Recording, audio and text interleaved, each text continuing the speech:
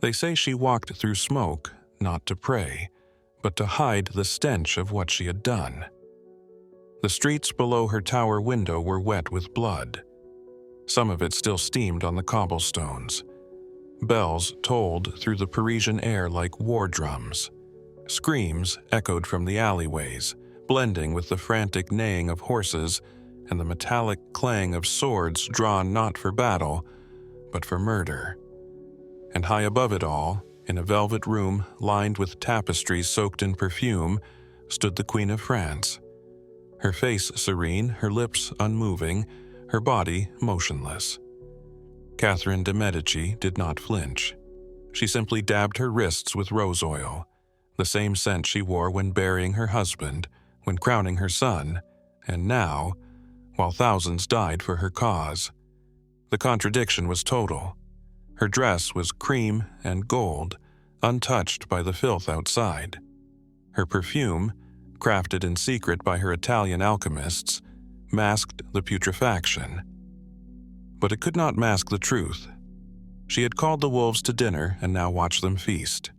They called her many things: the Black Queen, the Serpent of Florence, the Perfumed Widow.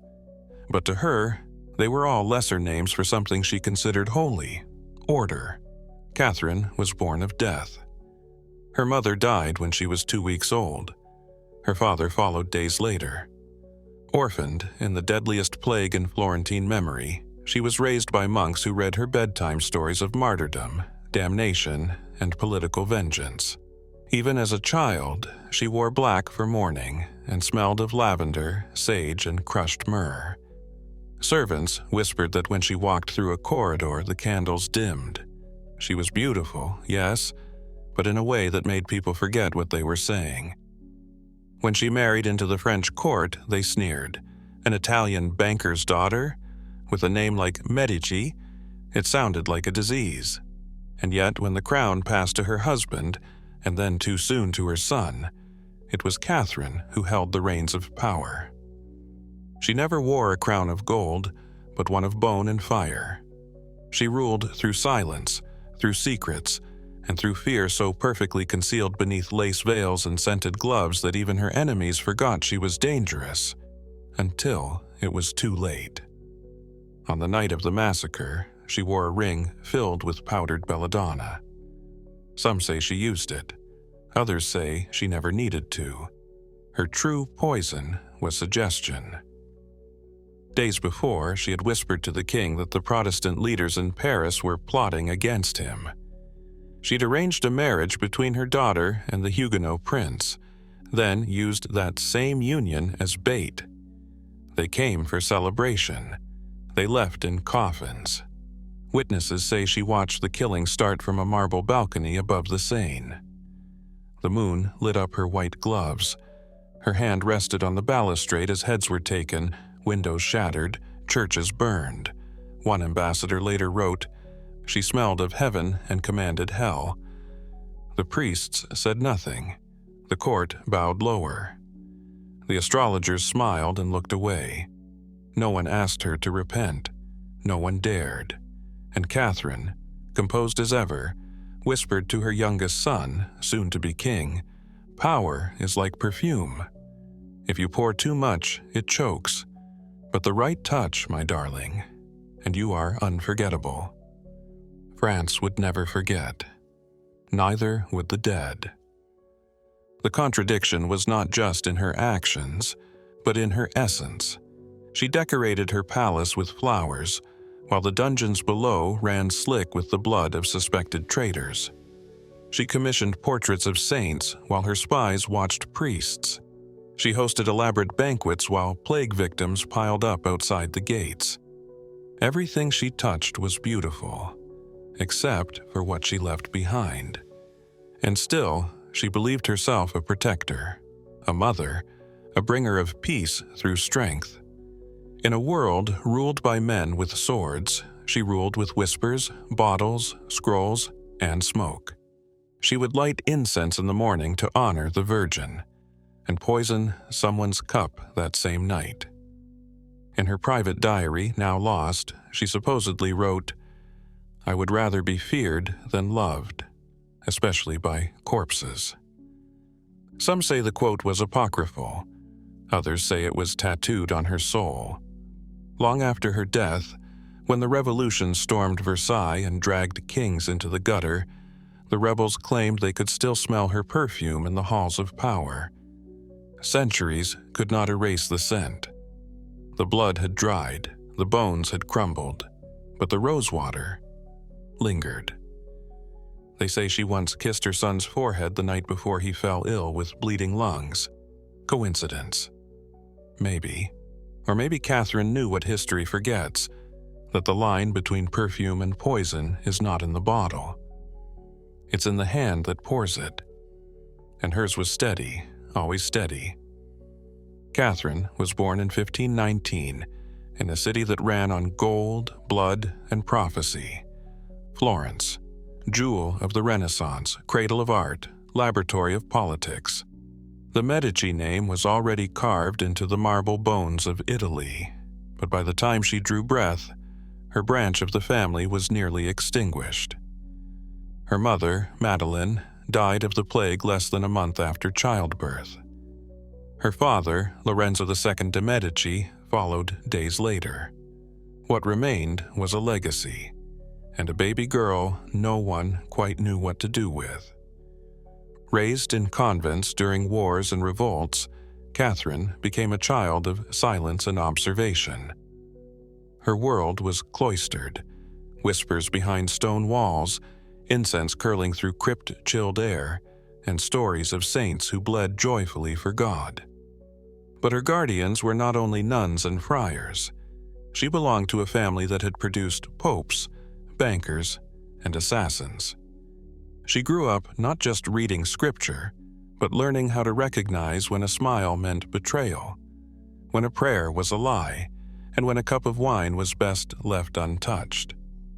When Florence rebelled and she was taken hostage, her keepers debated whether to kill her. She was only 10, but they knew the power in her blood.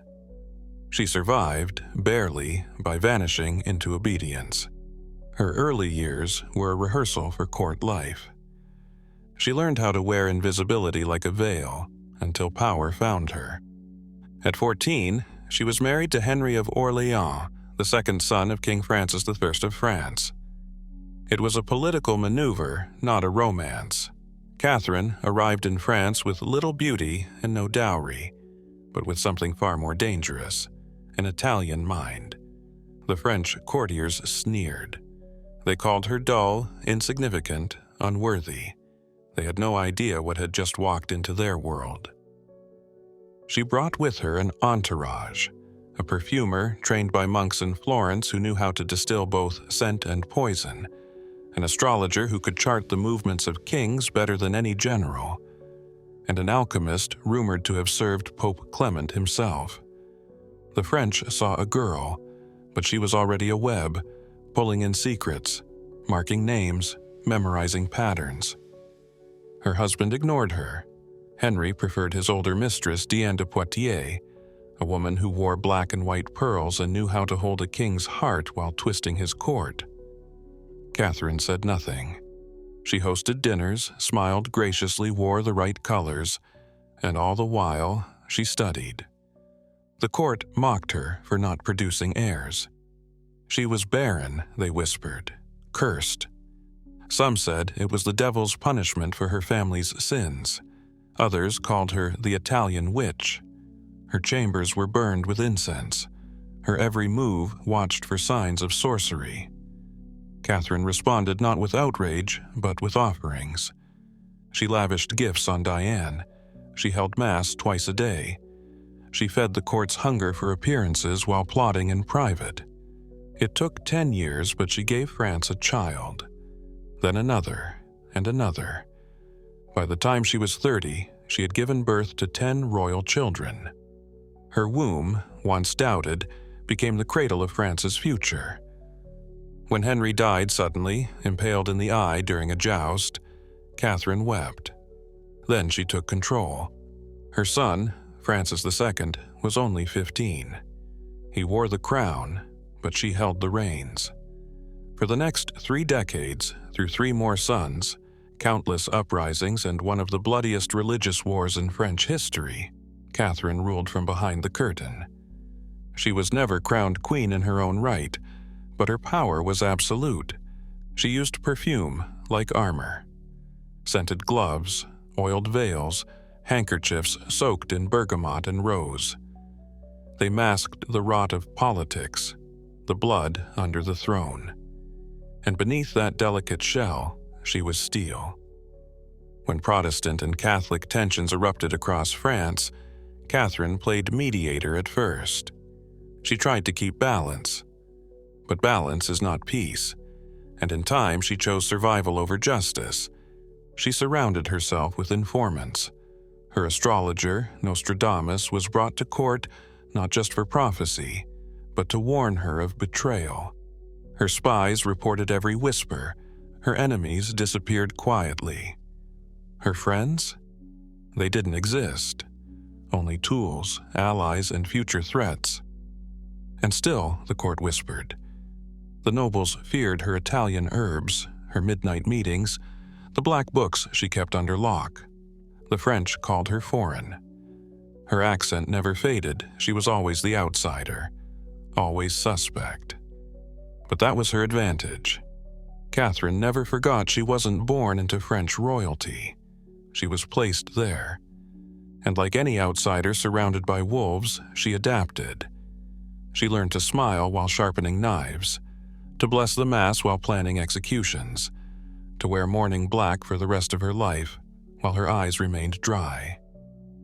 She was not loved, but she did not ask to be.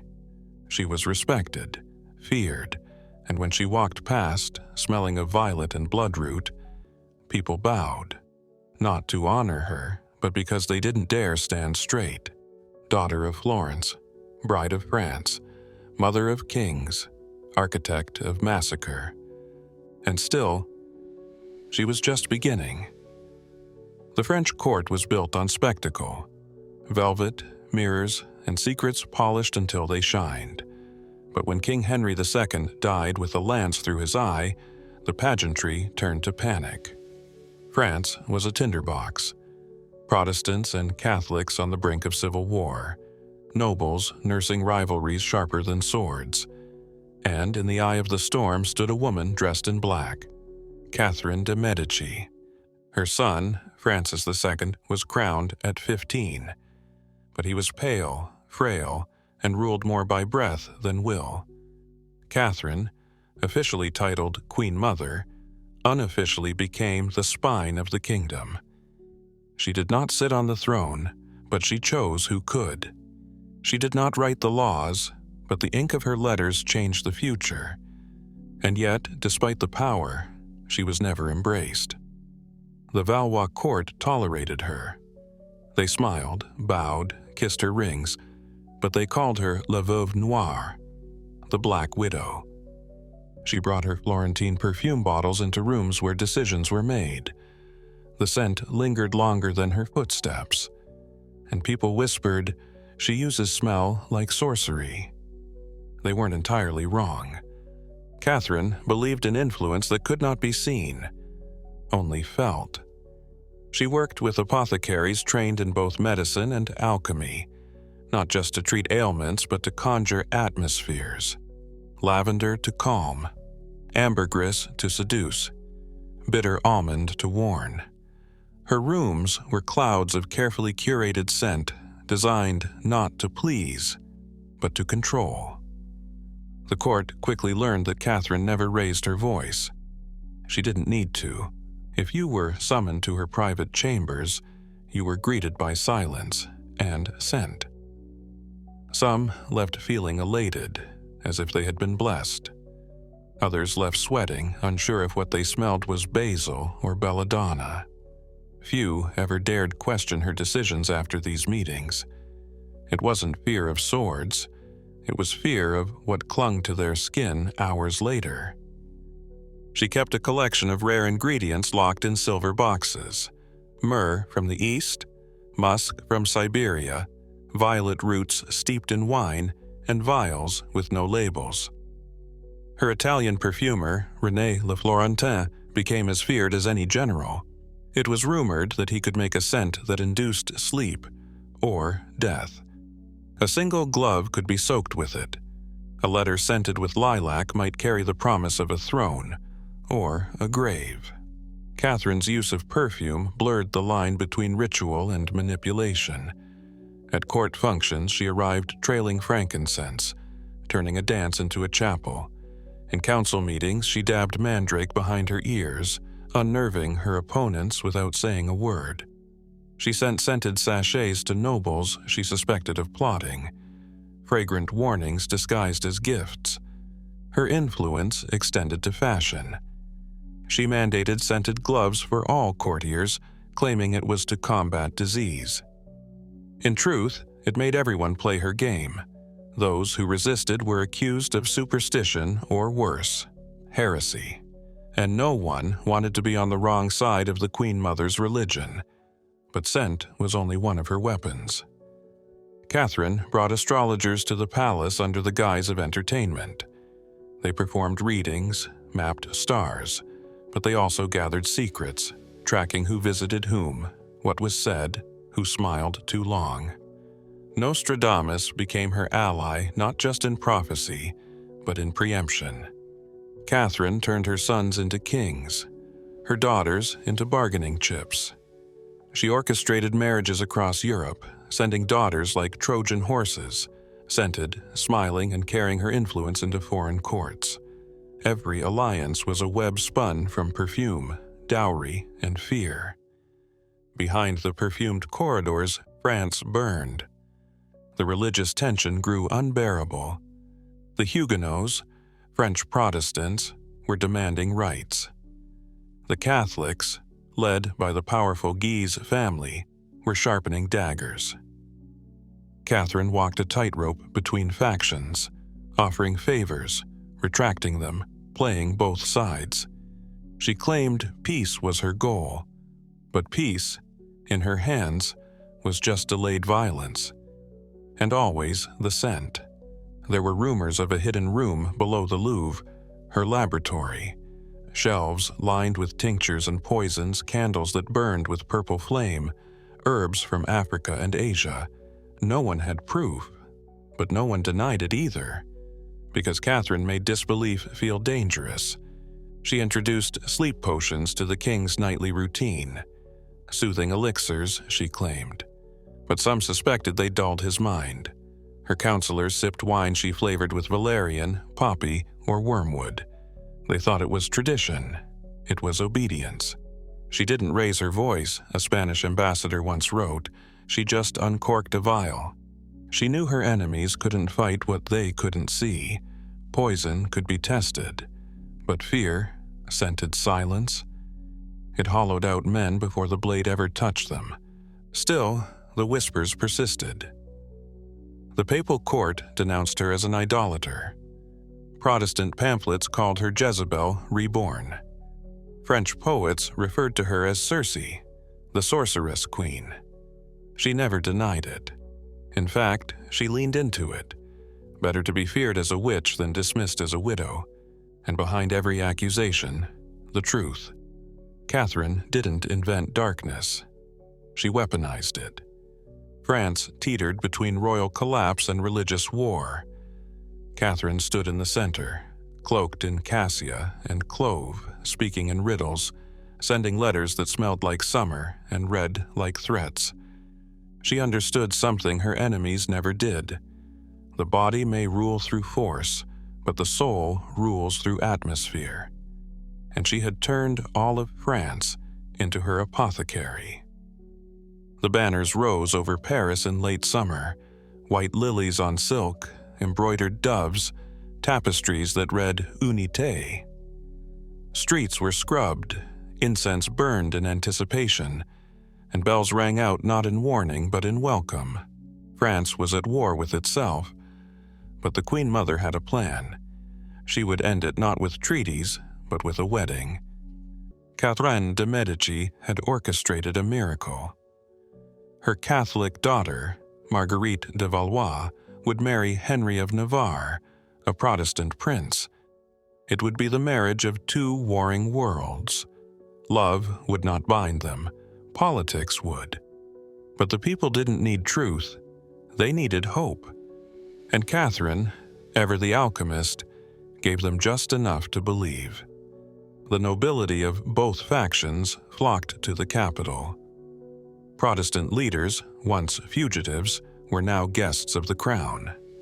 They wore new silk, drank royal wine, and toasted beside the very Catholics who had hunted them. Catherine walked among them, veiled in lavender, smiling with a grace that smelled like roses and smoke. Paris itself held its breath. Behind the smiles were soldiers. Behind the doves were daggers. Catherine made sure of it. Orders were dispatched in ciphered letters. The gates of Paris would be locked on the night of the wedding. No one would leave. Weapons were hidden in the baker's cellars. Guard posts doubled. The Louvre was sealed. The curfew bells would not toll, but the killing would begin. She whispered to her allies, "Let them drink. Let them pray. Let them lie in clean beds." Her voice was soft, but her eyes had the stillness of poison. The days before the wedding were feverish with celebration. 1,000 Huguenot nobles, believing they had escaped the blade, now danced in the halls of their would-be executioners. And Catherine, she watched from the balconies. Every laugh was a countdown, every toast a signal. She ordered extra incense for the royal chapels. To mask the stench, she said, of what no one dared ask. On August 18, 1572, the wedding was performed. The Protestant prince stood beside the Catholic bride, beneath a painted arch of olive branches and swords. Catherine sat to the side in a high-backed chair, her hands resting on a vial of violet oil. She leaned to her confessor and whispered, "It is done." But the blade would not fall just yet. Catherine knew the psychology of terror. Strike too soon, and you warn the prey. Let them rest. Let them believe. And then let them bleed. That night, Huguenot leaders gathered at feasts, kissed cheeks, gave thanks. Some joked that perhaps this queen, this Black Widow, had a heart after all. 2 nights later, Coligny, the Protestant admiral, was shot in the street. He survived. Barely. Panic stirred. But Catherine moved quickly, blamed radicals, promised justice. She visited the wounded Coligny herself, veiled in gray, hands soft on his shoulder. "You are under my protection," she said. "This city is your sanctuary." That same night, she sent her youngest son to the royal council chamber with a sealed command. The plan was in motion. On August 23rd, under the cover of midnight, the bells rang, not for prayer, but for slaughter. Soldiers with red scarves marked their targets. Protestant homes were breached. Men were dragged from beds, children trampled beneath hooves, women nailed to doors. And Catherine, she sat in the tower window of the Louvre, eyes on the Seine as it turned the color of rust. She had done what no general could, cut the head off a movement in a single night. The killing raged for days. They called it justice. They called it purification. But history would remember it as the St. Bartholomew's Day Massacre. Nearly 10,000 dead in Paris. Tens of thousands more across the provinces in the weeks that followed. The marriage, meant to unite faiths, became the bait for a national purge. Survivors spoke of coded prayers whispered by priests before soldiers kicked in the doors. Some courtiers claimed they saw Catherine walking the bloodied halls of the Louvre that morning, a vial of rosewater at her throat. When someone cried for help, she is said to have murmured, "Too late, my child. We have already saved the soul." Foreign embassies erupted. The Pope sent her a congratulatory medal. The Protestants across Europe sent warnings and swords. Catherine responded with calm letters, perfumed wax, and a single phrase repeated. It was not massacre, it was mercy. But the truth could not be silenced. Rumors said she had pre-written the death lists weeks in advance, that she had an astrologer confirm the exact hour to begin, that she drank from a chalice of Huguenot blood. None of these were proven, and yet every myth felt plausible. Because with Catherine, the line between legend and plan was always thin, and still no remorse. When asked later if she regretted the trap she laid beneath wedding garlands and scripture, she simply said, "Better one night of terror than 50 years of war." And in that single sentence, she revealed her deepest truth. She did not fear blood, only chaos. And so she made of herself a wall, perfumed, perfidious, and absolute. The bells rang at midnight. Not the warm, rolling peals of a wedding, not the solemn tones of a requiem. These were sharp, urgent, and endless, cutting through the velvet dark like knives. They rang not from steeples but from judgment, and those who heard them in their beds felt something in their bones snap. Soldiers moved like phantoms through the narrow streets of Paris, red sashes tied to their arms, their sign, their exemption from death. They carried no torches, only swords, pikes, muskets. The moon lit their path, and the names were already known. Doors were not knocked upon. They were splintered. First to die was Gaspard de Coligny. A second attempt, this time successful. They threw his body from the window of his quarters, where it hit the stones below with the sound of wet cloth. Soldiers carved off his head and carried it through the streets like a holy relic. Then came the households. Protestant families pulled from their sleep into a waking nightmare. Babies torn from arms. Fathers killed before they could reach their boots. Women pleading in every tongue, none of which could translate mercy. The Louvre, meant to be a sanctuary, became a trap. Some Huguenot guests, still in their finest silks, tried to flee, but were cut down in the gardens. Others leapt from windows and broke on the marble below. Candlelight flickered across crimson floors. Nobles in nightclothes slipped on blood-slick tiles. The screams echoed from the Latin Quarter to the banks of the Seine. And still the bells rang. Catherine de Medici stood in her chamber above it all, draped in velvet the color of dusk. Her face was pale, her lips pursed in a half-smile. A silver goblet trembled slightly in her hand. Some claimed it was wine. Others said it was something thicker. She had ordered her windows unshuttered. A courtier who witnessed the scene would later write, "She watched without blinking, as if the city were a play and she its author." She toasted, they said, once, twice, to her sons, to France, to God's will. No one dared stop her. The Seine choked with bodies by dawn, limbs caught in bridges, blood trailing through the arches like a veil. Dogs fed well that night. So did the ravens. Torches were lit only after the killing, revealing what had been done in near darkness. The wedding banners still hung above doorways soaked in entrails. Lily garlands, now brown and shriveled, clung to corpses in the alleys. The priests did not protest. Many had offered last rites with one hand while unlocking the doors with the other. "Purge the heresy," they had whispered. "God makes no mistakes." But some Catholics wept. They had not expected this. It was not war, it was not justice, it was execution. Every street told a new story. A mother shielding her children in the well behind her house. A boy strangled with the very sash he had worn to the wedding. A noblewoman found dead at the altar, where she had prayed only hours before for peace. Some said angels must have wept, but Paris was dry. Inside the palace, a banquet was laid. Roasted game, glazed fruits, jellied pears. No one touched them. Catherine sat alone at the head, hands folded.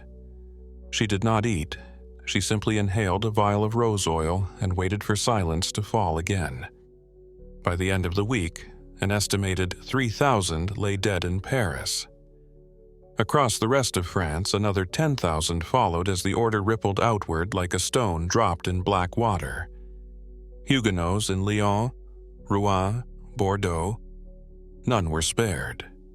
The massacres were carried out with the same cruel efficiency. And all had begun at a wedding Catherine had planned, a bride she had chosen, a guest list she had written.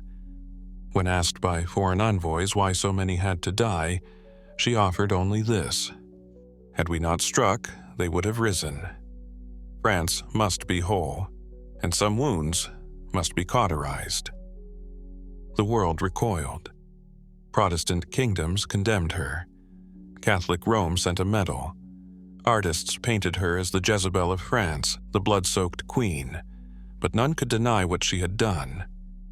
She had turned a union into a slaughter, a wedding into a war, and through it all, through every cry, every prayer choked by steel, Catherine de Medici never looked away. Because fear, she believed, was a perfume far more powerful than frankincense.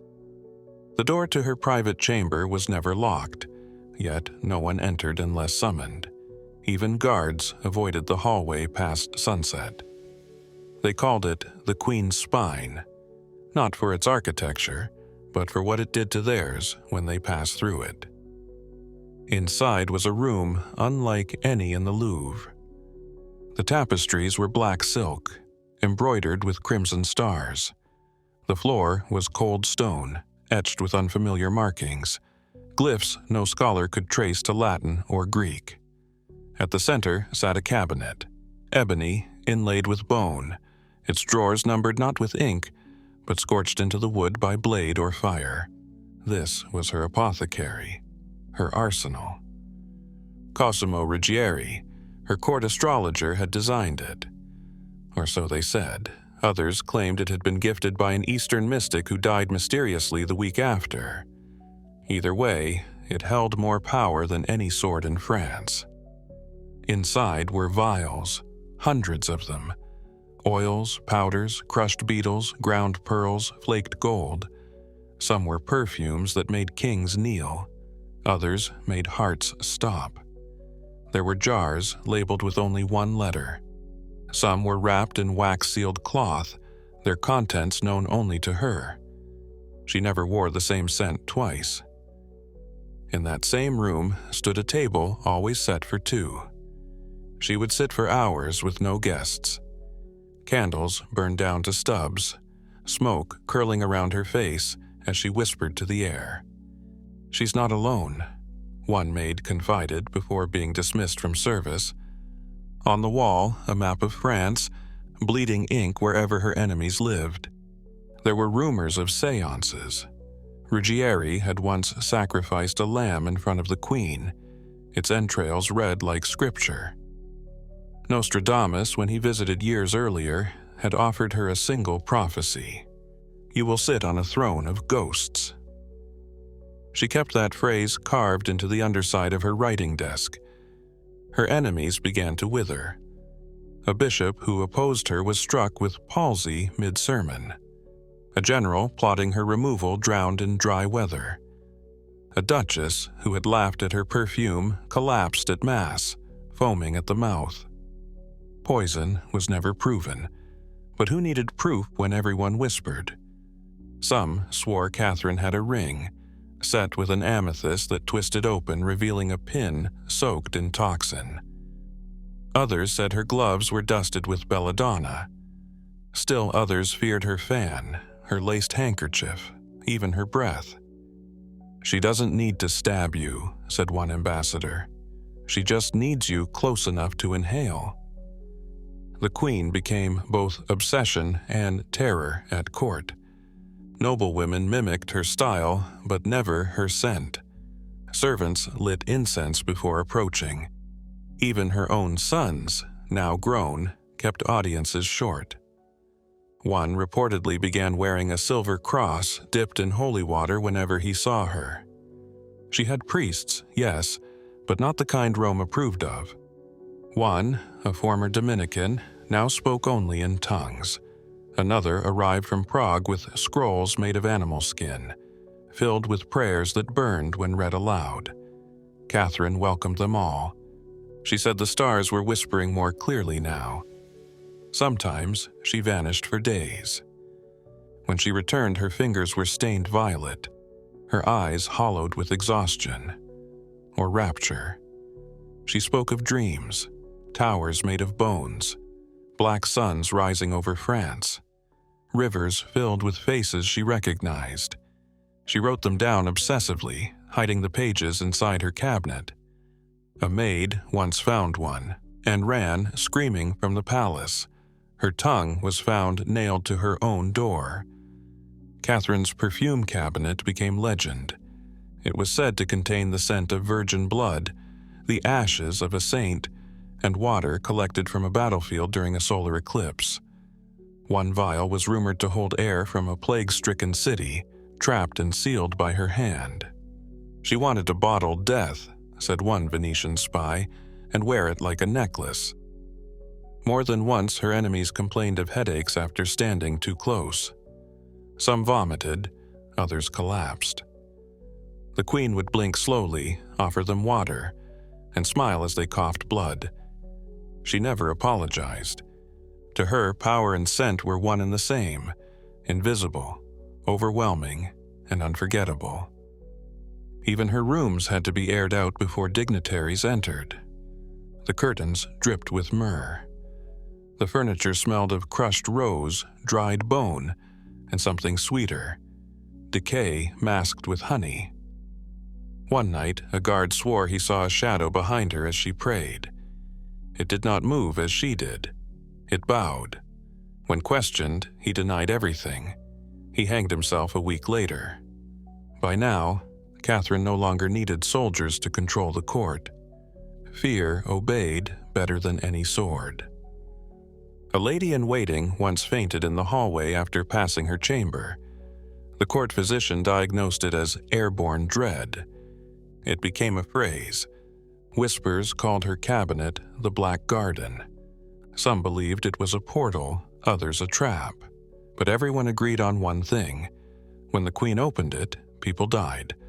Whether by accident, intention, or divine design, no one knew. They just held their breath. They were born into velvet, but suckled on ash. Catherine's sons were not raised by nurses in sunlit gardens. They were raised beneath cathedral ceilings shadowed by omen and incense. Their lullabies were court whispers. Their lessons, survival. Each boy bore a crown before he was ready. Each boy broken before the crown warmed to their scalp. Francis II, the eldest, was barely more than a ghost in golden thread. He wore the crown for 17 months, spoke softly, and bled from the nose when frightened. Catherine wept at his funeral, but some say she wept harder at his weakness. She had trained them to survive wolves, not collapse beneath whispers. Next came Charles IX, her favorite, her mirror. He was crowned with trembling hands and sharpened teeth. Catherine surrounded him with apothecaries, astrologers, war priests. He became obsessive, counting rosary beads until his fingers bled, refusing food unless it came from his mother's hand. By 10, he was convinced his dreams were divine warnings. By 12, he asked to bless executions personally. Catherine approved. She fed him visions of holy war, visions of France reborn through fire. She told him, "They will never love you, so let them fear you." And so he did. Charles became a monarch of contradictions, gentle with animals, cruel to humans. He wore gloves to avoid the touch of courtiers. His perfumes were stronger than his prayers. He laughed during sermons. Sometimes he confessed to sins no one had committed. At 16, he ordered the massacre that made history weep. Catherine stood behind him, silent, proud, and unflinching. After the blood dried in the streets, he changed, not out of remorse, but out of fear that not enough had died. He took to wearing black, smeared ashes beneath his eyes, painted skulls on the insides of his sleeves. He believed the dead could crawl up through his dreams and whisper counsel. Some say he bled from the nose every night until he died. The priests said it was consumption. Catherine said it was divine exhaustion. Then came Henry III, the most brilliant, the most lost. Raised in the same storm of incense and dread, Henry saw what the crown did to his brothers and built himself a mask instead. He dressed in silks, powdered his face, kept lovers of both sexes, and whispered prayers into goblets of wine. He trusted no one, not his council, not his guards, not even Catherine. He wore religious medallions by the dozen and visited astrologers in secret. Sometimes he spoke in tongues. Other times he refused to speak at all.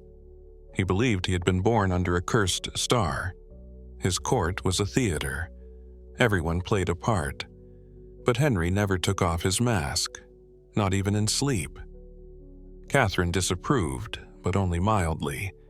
She saw the cracks forming in him and called them necessary illusions. France needed a ruler, not a man. If Henry had to become something unreal to survive, so be it.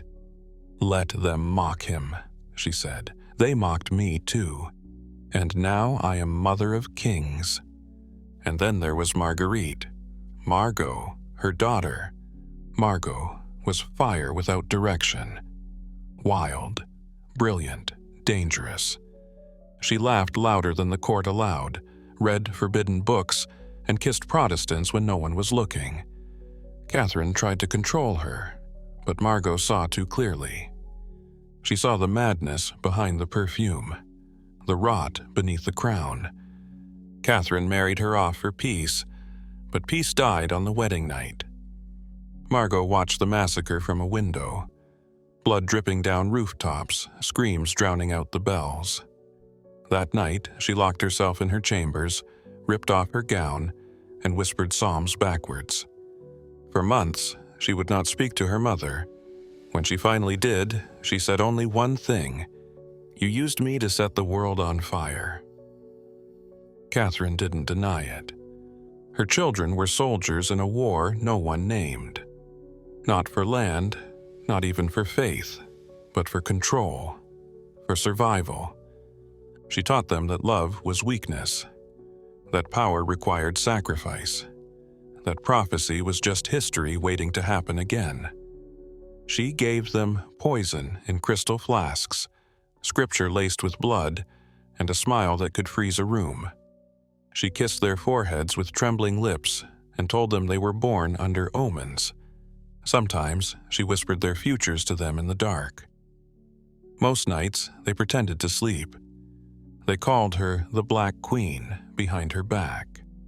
Even in life she had become a myth, cloaked in violet, smelling of roses and rot. She rarely spoke of their father, rarely mentioned love.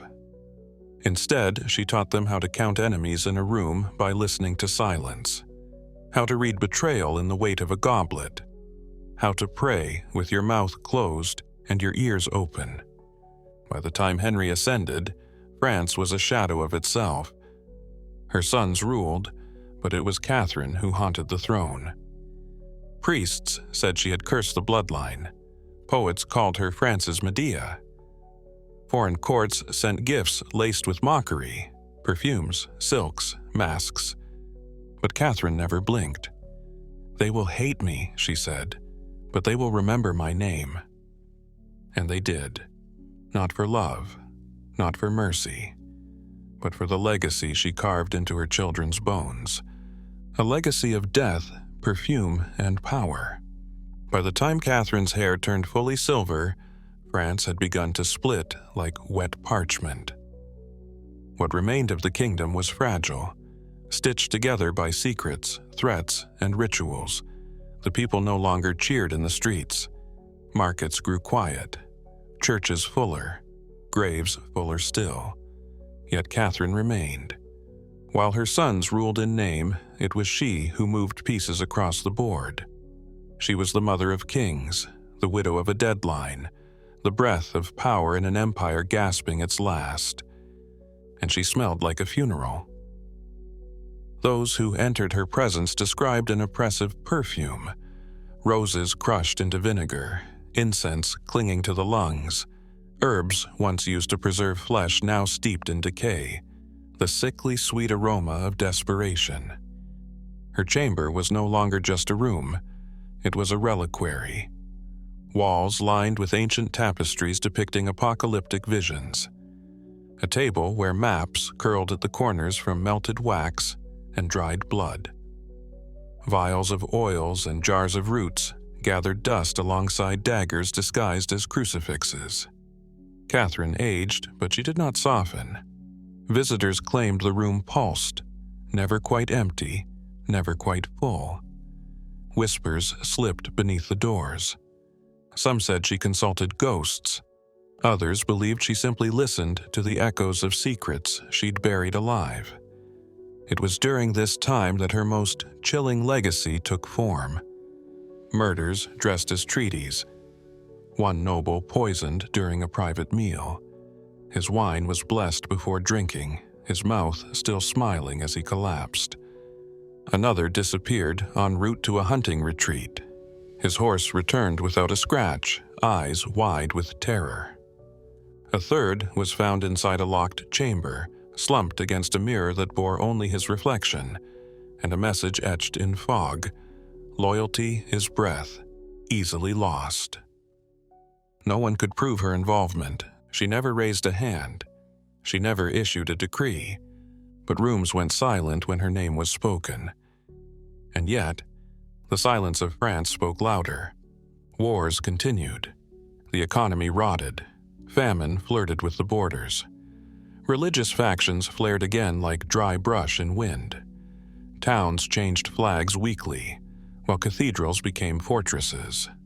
Still, Catherine endured. Still, she plotted. Those close to her claimed her eyes no longer blinked as often, that she slept only 3 hours a night, that she burned something each evening, old letters, blood-soaked rags, lockets from vanished nobles. She called it purification. And then came the final portrait, the moment that defined her decline. An ambassador from the Spanish court was summoned. He was led through endless halls, past rooms with curtains drawn tight, past mirrors that had been turned to face the wall, past statues draped in veils. When he finally entered her chamber, he staggered. The queen sat beneath a canopy of black lace. A golden crucifix glinted above her. Her hands were folded, but stained dark with oil. Her robes were so heavily perfumed that the scent made him cough. On the table before her, a plate of rotting fruit. Behind her, a tapestry depicting Judith beheading Holofernes. She asked him nothing. Instead, she told him who would die next in Spain's court, and she was right. That was her power in the end, not an army, not a crown, but knowledge too terrible to write down. Her palace became a myth. Servants left and were never seen again. New ones were brought in blindfolded. The kitchens began burning lavender non-stop to mask something no one could describe. Cats were seen more often than priests. Entire wings were sealed. When asked, she replied, "Some rooms are for remembering. Others are for forgetting." The line between the two blurred. People began calling her palace a tomb, a place where ambitions were buried, where silence had weight, where beauty had become embalmed. Even those loyal to her avoided lingering too long. It wasn't fear of poison, it was the dread of inheritance. They feared that something in those halls would cling to them, some part of her mind, her obsession, her hunger for control. That even after she died, Catherine would continue to breathe through the walls. Some say she stopped appearing in daylight altogether, that she became like a relic herself, seen only in torchlight, shrouded in veils, moving like smoke. One courtier wrote, To see the Queen now is to glimpse death rehearsing. France knew it was watching an era end. Not with a coronation, not with a revolution, but with a woman, old, perfumed and untouchable, who had outlived husbands, sons, enemies, and even her own image. And in her last years, Catherine did not beg forgiveness. She wrote no memoir. She confessed no sins. She merely stared into her polished mirror, whispered names no one else remembered, and asked the same question over and over. Who else still breathes? Because in her world, breath was threat, and the only true peace was in silence. As her death approached, no one dared ask when the funeral would be. Because, for France, it had already begun. They say her final days were lived not in time, but in shadow. Catherine no longer appeared in court. No decrees, no audiences, only the sound of velvet trailing behind her, like the whisper of death dressing itself. Servants spoke of glimpses, veiled from head to toe in black lace, her face hidden, her body moving slowly through darkened corridors lit only by oil lamps. Some thought her blind. Others believed she had begun to see things no one else could. She refused to be touched. Even her closest attendants were made to stand several feet away, and to speak only if spoken to. She stopped eating meat, burned dried herbs constantly, and above all, she slept in a room surrounded by 4 mirrors, covered not in silver but in black obsidian. The room had no windows. 1 mirror faced the bed, 1 the door, 1 the ceiling, and 1, most disturbingly, was placed flat on the floor beneath where she slept. She claimed it was necessary to watch the soul from every direction. Only her astrologer was allowed to enter without permission, and even he was said to tremble after every visit. When asked what she spoke of, he merely muttered, "Names. So many names. None of them alive." She communicated in riddles. 1 note to her remaining son simply read, "If the rose blooms twice, burn the bush." Another, found beneath her bed, read, "I am not dying, I am shifting rooms." By now, rumors had outgrown the woman. Some whispered she no longer breathed, but that incense and perfume had replaced her lungs. Others swore that her breath itself had become poison, laced with arsenic from decades of self-medication and paranoia. A servant once claimed that simply cleaning her chamber left him unable to smell for 3 days.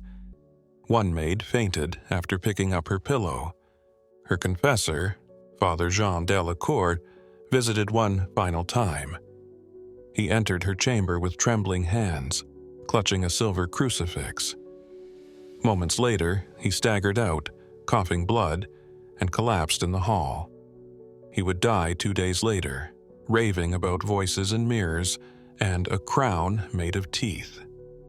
Catherine's death was not announced immediately. She was found in her bed, hands folded, lips parted, eyes wide, but unseeing. Her body was cold but perfumed so heavily that no stench of death escaped. The air was so thick with rose oil and lavender that the guards refused to stand near the door. The official report claimed she passed peacefully in sleep. Unofficially, no one knows how long she had been dead before anyone dared to check. Her death should have been a grand affair. France's Black Queen, mother to 3 kings, guardian of a fractured realm. The streets of Paris should have wept black silk and thrown petals beneath her coffin. Instead, chaos. The procession was planned with care. Draped horses, torchbearers, chants from high priests. But the people had not forgotten. As her carriage made its slow crawl through the city, a riot broke out.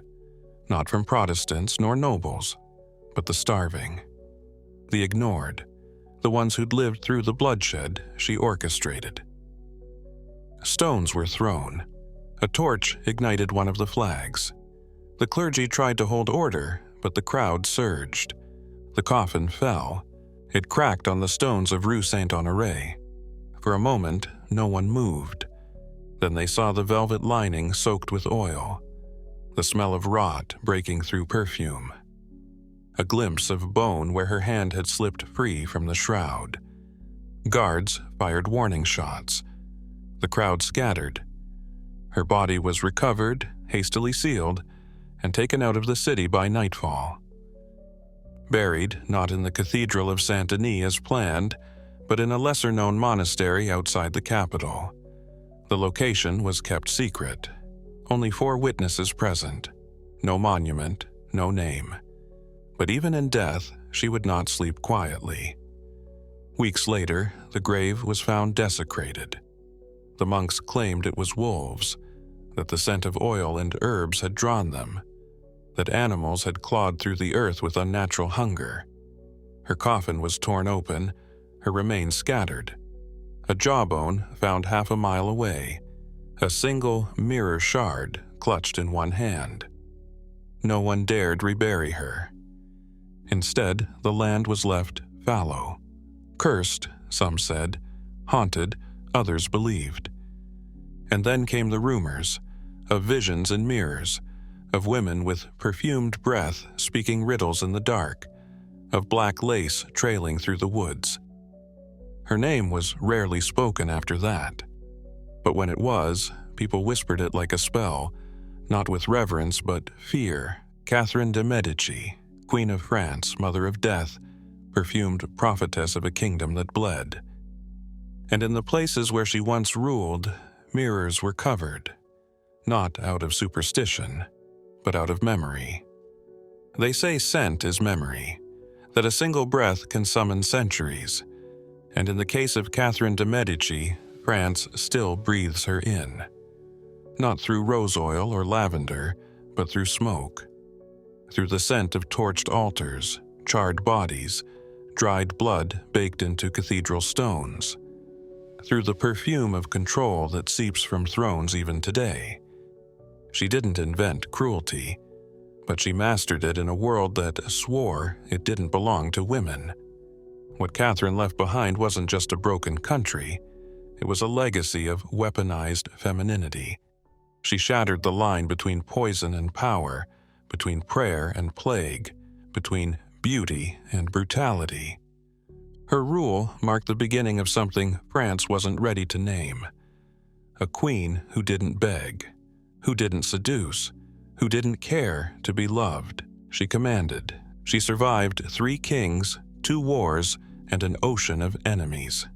She saw her own sons rise and fall, not as men, but as instruments of something she no longer controlled. And still, she played the game, every step, every death, every scent carefully chosen. But in surviving, she became what she feared.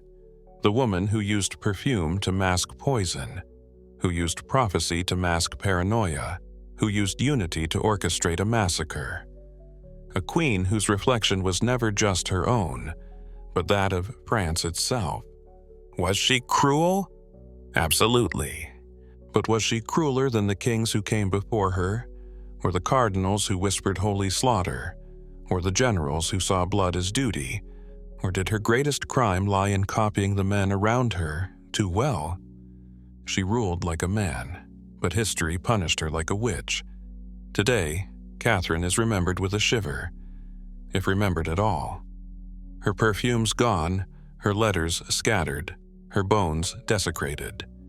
Yet her story leaks through the cracks, in every act of political theater masked as mercy, in every woman called unnatural for leading without apology.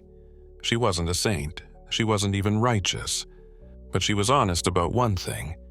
Power is not soft, it is not pretty, and it always carries a smell. She chose hers, and France is still inhaling. Now it's your turn. Was Catherine de Medici a monster, or was she just the first woman who ruled like a man? Let me know in the comments, but be careful what scent you wear when you do. Some memories don't like to be stirred.